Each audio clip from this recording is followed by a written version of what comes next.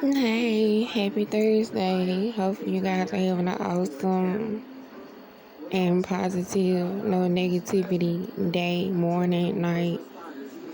My day is good. It's an ice storm here, so I had to cancel all my appointments I had for today.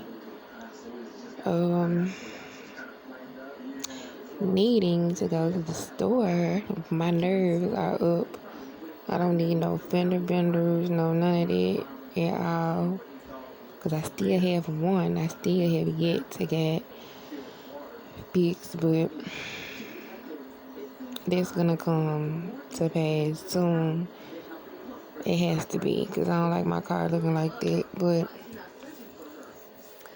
here nor there, thinking about the delivery thing, I don't know. Or just wait it out until Sunday or Monday. I don't know.